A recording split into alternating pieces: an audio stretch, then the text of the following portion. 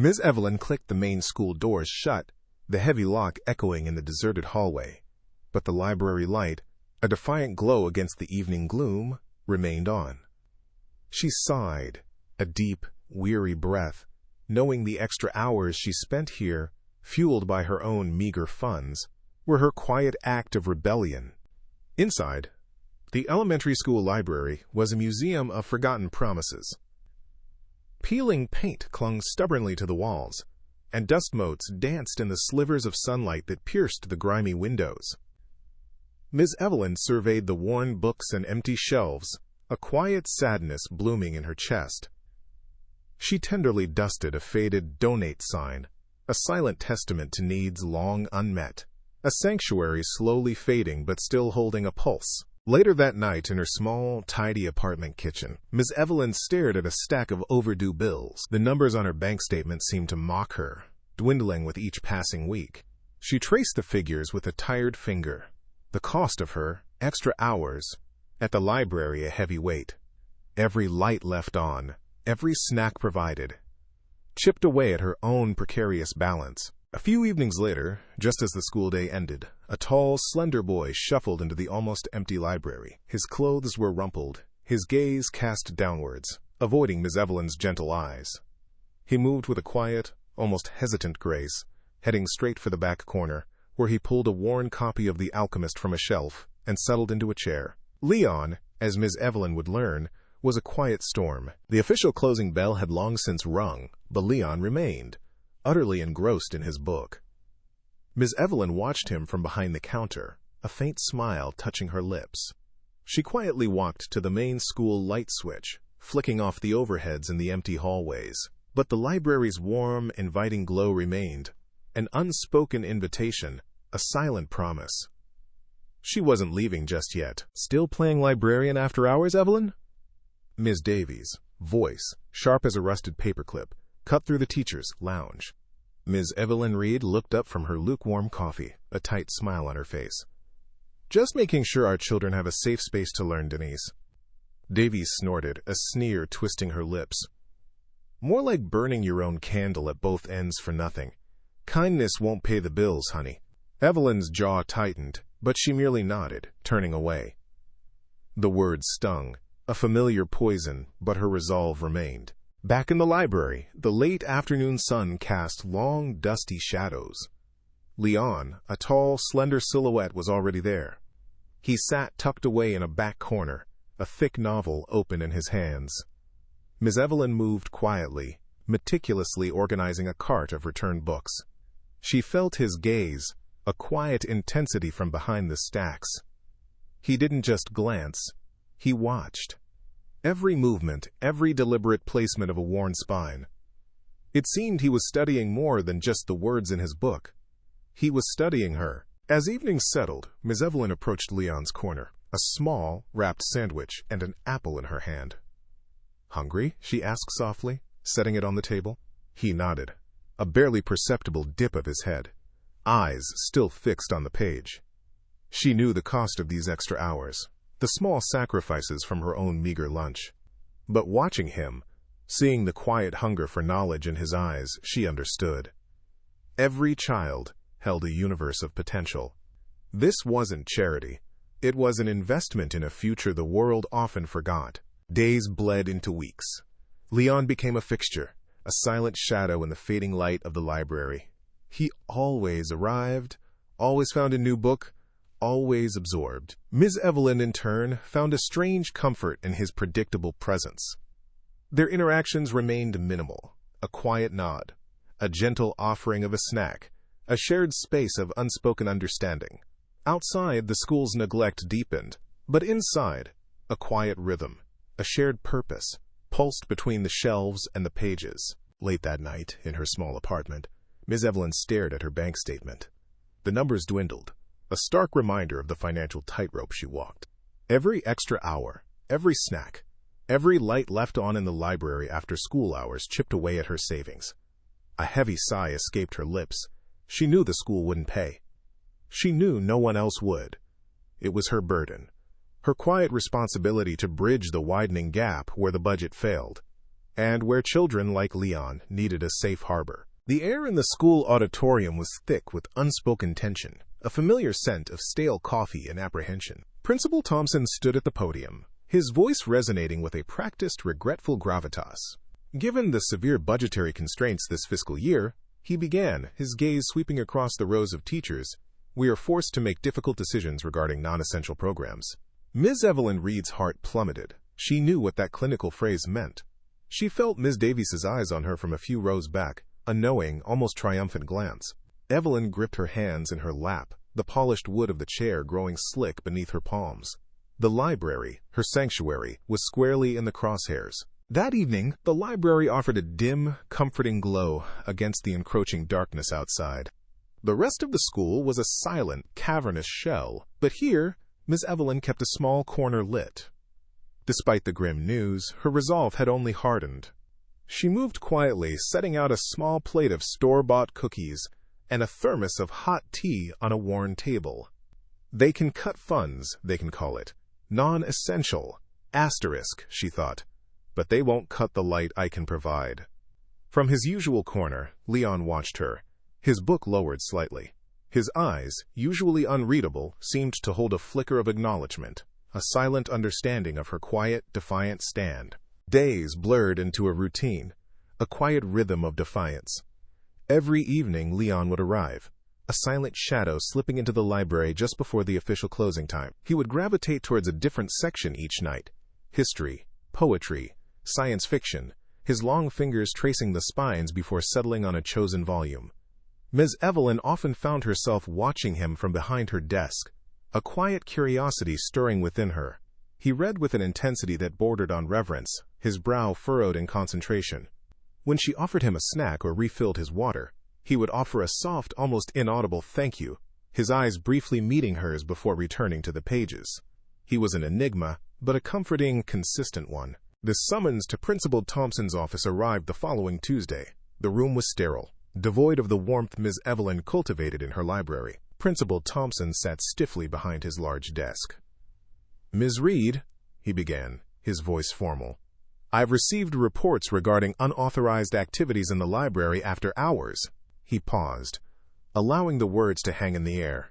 I understand your dedication, but these are unapproved, and frankly, a liability. Ms. Evelyn met his gaze, her posture straight. Principal, I am providing a safe space for a student who needs it, a space for quiet, for learning, for growth, when there's nowhere else. Thompson shook his head, unyielding. I appreciate the sentiment, but policy is policy. This must stop. Late that night, in her small apartment, Ms. Evelyn stared at her meager bank statement. The numbers were dwindling faster than she'd anticipated. The extra light, the snacks, the occasional new markers for the art corner. It all added up. Her gaze fell on a small, intricately carved wooden bird, a gift from her grandmother, perched on her bookshelf. It was one of the few treasures she still owned. It's just a thing, she whispered to herself, the words tasting like ash. A single tear tracked a path down her cheek as she carefully wrapped the bird. The money from its sale would buy a few more weeks of light, a few more weeks of sanctuary. Her mission, she knew, was worth more than any possession. The evening quiet settled over the library, a familiar balm Miss Evelyn cherished. She reached for a dusty copy of Their Eyes Were Watching God on a high shelf, a classic she knew one of her students would appreciate. Her fingers stretched, just brushing the spine, but the book remained stubbornly out of reach. Suddenly, a shadow fell over her. Without a word, Leon appeared beside her, his lanky frame easily reaching the book. He plucked it from the shelf, his eyes briefly meeting hers before he silently placed it in her outstretched hand. The small act, a break in his usual, almost impenetrable silence, sparked a warmth in Miss Evelyn's chest. "Thank you, Leon," she whispered, a surprised smile touching her lips. He gave a slight, almost imperceptible nod, then retreated back to his corner, his gaze already fixed on the pages of his own worn text. The next morning, the staff room buzzed with a different kind of energy, the insidious hum of gossip. Miss Davies, ever the orchestrator, leaned close to a colleague, her voice a stage whisper. Honestly, Evelyn's obsession with that library, staying late every night, it's just not right. Her eyes flickered to Ms. Evelyn, who was quietly refilling her coffee. Another teacher, Ms. Jenkins, approached Ms. Evelyn with a strained smile. "Evelyn, a word of advice. Principal Thompson is not pleased. You keep this up, and you'll lose your job." The words were meant as a warning, but they felt like a threat.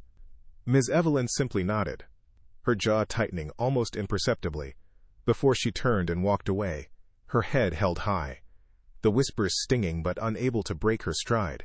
Alone in the library after school, Ms. Evelyn's gaze fell upon a dusty library closed sign, tucked away behind a stack of old encyclopedias. Her hand hovered over it, a wave of exhaustion threatening to pull her under. Was it all for nothing? The mounting bills, the veiled threats, the endless cynicism. But then a memory surfaced. Aisha, a shy third grader, who had found her voice through poetry books Evelyn had patiently guided her to. Aisha, who now confidently read her verses aloud. The image was a flicker of light in the gloom, a reminder of the quiet victories. Evelyn's shoulders straightened. No, she wouldn't close the sign. Not yet. Not while there was still one child who needed this space. Evening descended, painting the library windows in hues of bruised purple and gray. Leon, as always, was immersed in a book, but his eyes occasionally drifted from the page. He watched Ms. Evelyn, her movements slow and deliberate as she wiped down the lower shelves, her shoulders slumped with a weariness that went beyond the day's tasks. He saw her stifle a yawn, a hand coming up to cover her mouth, her tired eyes blinking against the dim light. A flicker, something unreadable, yet intensely observant, passed through Leon's gaze. He was a silent witness to her struggle, to the toll her dedication was taking, and for a fleeting moment, the quiet tension in the room thickened, a silent question hanging in the air. The next morning, the school hallway echoed with Miss Davies' shrill voice. "Honestly, Principal Thompson, it's becoming a mess, all this extra activity in the library. It's unapproved, and frankly, a liability." Principal Thompson, passing by, offered a disapproving glance towards Ms. Evelyn, who was walking past them. Ms. Davies caught Evelyn's eye, a sneer, twisting her lips, an open scorn for what she saw as foolish, self-destructive kindness. Ms. Evelyn felt the heat rise in her cheeks, but she didn't break her stride. She kept walking, her gaze fixed forward, her jaw tight. Their words, sharp as shards of glass, couldn't pierce the shield of her purpose. She simply wouldn't let them. A quiet afternoon settled over the library, sunlight filtering through the dusty windows, illuminating motes dancing in the air. Ms. Evelyn, reshelving a stack of worn picture books, felt a small tug on her apron. She looked down to see a young girl, Imani, her eyes bright with a newfound confidence. "Ms. Evelyn," Imani whispered, a wide, gap-toothed grin on her face. "That book you gave me, about the little girl who built a rocket, it changed everything. Now I know I can do anything." Evelyn's heart swelled, the weight of budget cuts and cynical whispers momentarily forgotten. This was it. This was why she fought. From a shadowed aisle near the history section, Leon watched the exchange. He saw the genuine warmth in Ms. Evelyn's smile, the way her shoulders seemed to relax, even for a fleeting second. His gaze, usually unreadable, lingered on her, a subtle shift in his deep-set eyes, a flicker of something that looked like understanding, perhaps even admiration. He processed the pure, unadulterated joy that radiated from Ms. Evelyn, a sharp contrast to the weariness that often etched her face.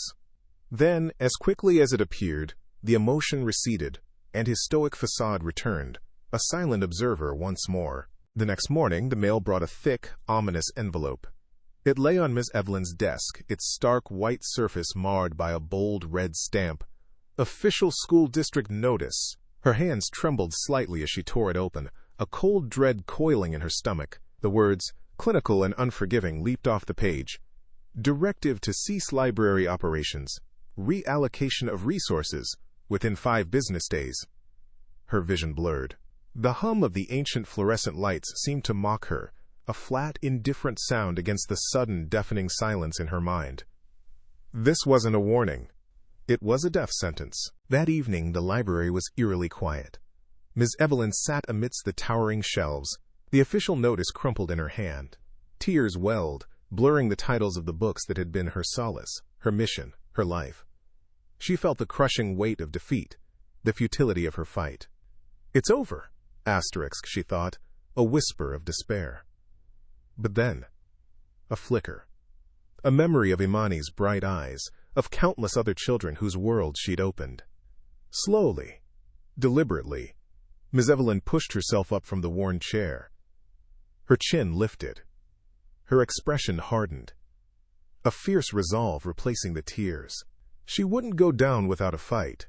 Not for them. Later that night, the day before the official announcement, Leon found Miss Evelyn still there. She sat at a table, surrounded by stacks of books, a quiet resignation in her posture, her shoulders slumped, her gaze distant. He approached silently, his footsteps barely disturbing the dust. Without a word, he reached out, placing his hand gently on the spine of a well-loved copy of Their Eyes Were Watching God beside her. It was a gesture of silent solidarity, a profound acknowledgement of her defeat, and perhaps a promise. Then, with a quiet turn, he left, leaving Miss Evelyn alone in the library, the last light of her sanctuary flickering, unaware of the dawn that would break on a confrontation unlike any she could imagine. It's the final showdown. Miss Evelyn makes her last stand, but against what odds? Principal Thompson's office felt colder than usual, despite the early morning sun.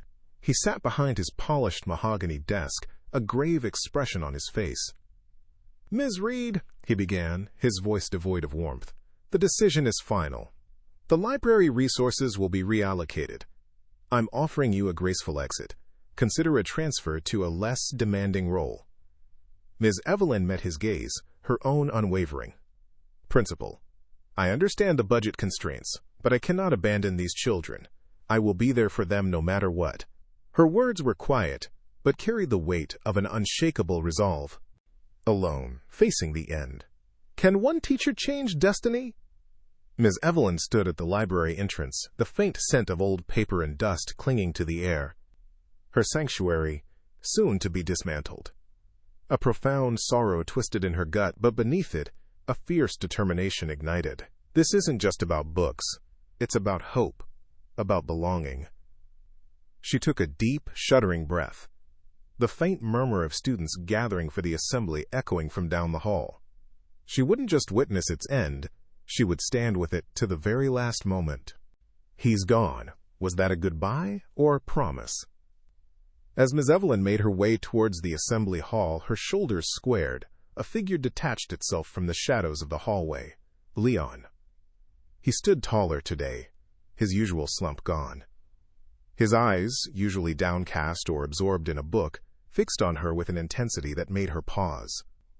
It wasn't the quiet, troubled gaze she knew. It was knowing, almost prophetic. Then, as quickly as he appeared, he melted into the throng of students, leaving her with a shiver of bewilderment and a strange sense of anticipation. The words are spoken. The library is closed. Can anything stop this now? The assembly hall buzzed with a nervous energy. Students filled the bleachers, teachers whispered in the aisles, and Principal Thompson stood stiffly at the microphone. "Good morning, everyone," he projected, his voice echoing. "We are here today to discuss important changes regarding our school's resources. Due to unforeseen budgetary adjustments, we will be restructuring the library program effective immediately." Ms. Evelyn stood near the back, stoic, trying to ignore Ms. Davies's smug, sidelong smirk. The students looked confused, some exchanging worried glances. Black SUVs, suits. The school falls silent. Who are these unexpected visitors? Principal Thompson paused, clearing his throat for the next difficult announcement. But then, a low rumble vibrated through the floorboards. Heads began to turn towards the large windows, overlooking the school parking lot. A line of sleek, black SUVs, gleaming even in the overcast morning, pulled silently to a halt. Whispers erupted. Thompson, flustered, tried to regain control, but then the heavy assembly hall doors creaked open. Figures in sharp, dark suits emerged, briefcases in hand, their presence commanding an immediate, profound silence. The troubled youth returns, but he's not who anyone thought. Prepare for the ultimate reveal. All eyes riveted on the figures at the entrance. From the lead SUV, a tall, impeccably dressed man stepped into the hall.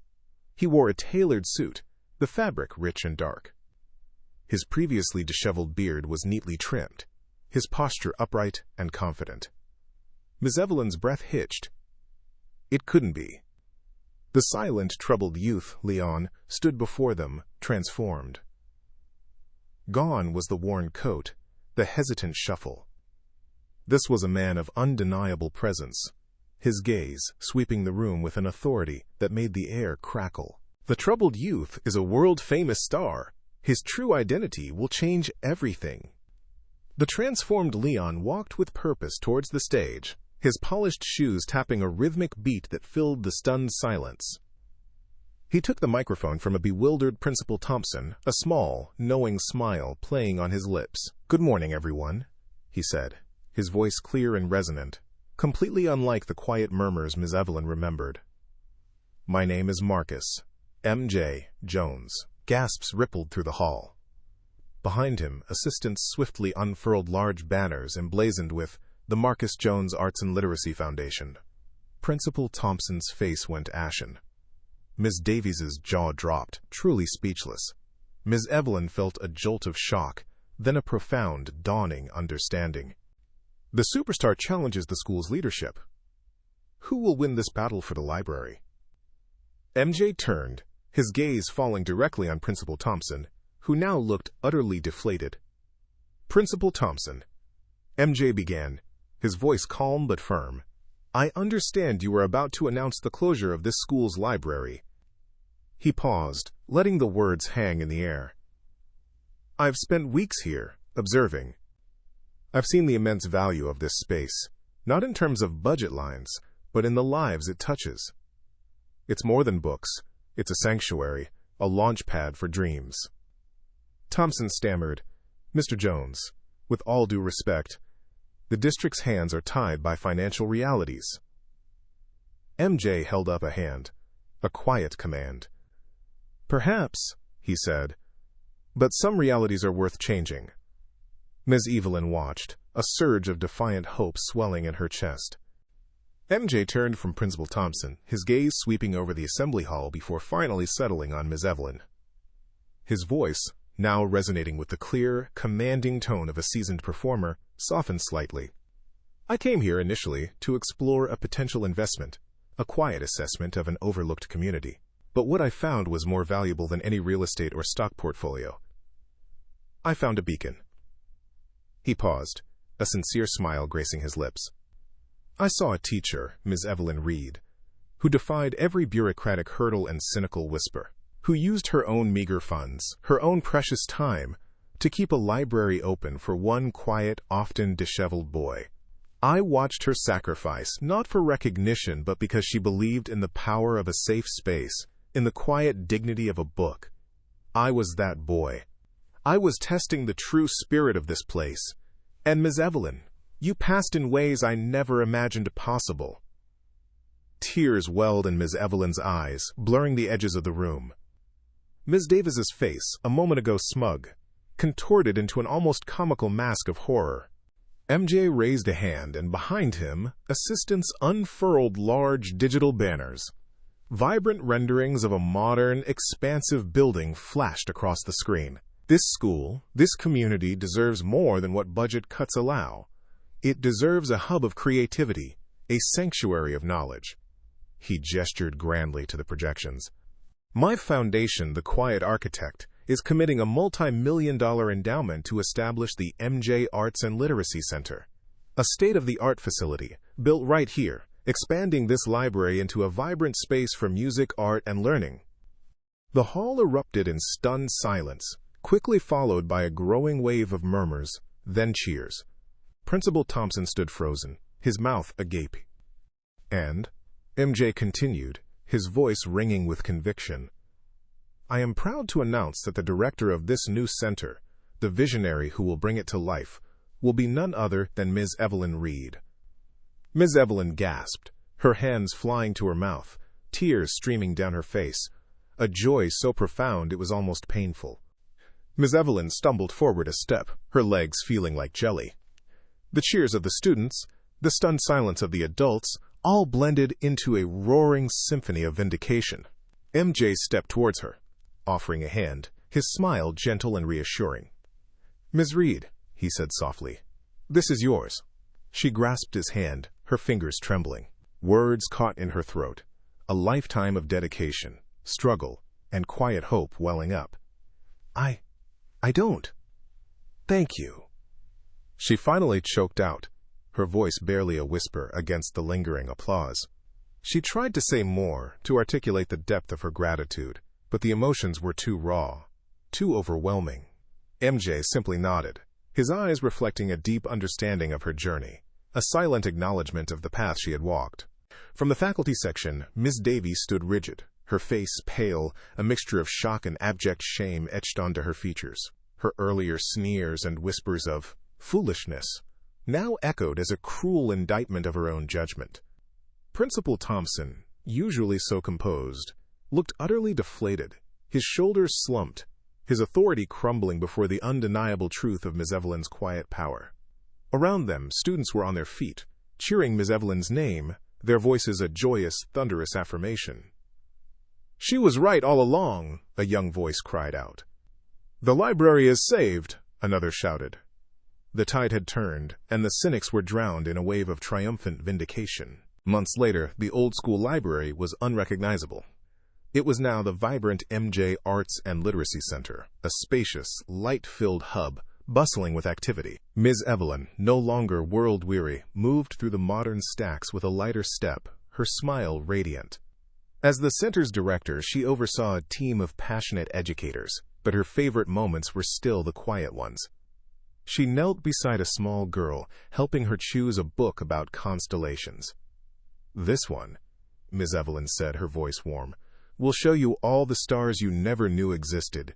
Her passion, once a fragile flicker, now burned brightly, undimmed but unburdened, illuminating every corner of the transformed space. In her new office, overlooking the vibrant center, Ms. Evelyn paused. She picked up a small, framed photo of the old library. Faded, cluttered, yet a place of enduring hope. A quiet smile touched her lips. She remembered the whispers, the doubt, the endless bills, the fear of losing it all. Now, those whispers were replaced by the joyful hum of children learning, creating, discovering. Her integrity, her quiet dedication, had not just saved a library, it had built a legacy. It was a testament that true kindness, when nurtured with unwavering belief, could indeed move mountains and build entirely new worlds. Ms. Evelyn's kindness nearly cost her everything, but in the end, it became the very reason she was saved. What do you think? Does true dedication always find its way back? Let us know in the comments. And if this story moved you, don't forget to like, subscribe, and share. It helps us bring you more stories that remind us of the power of integrity.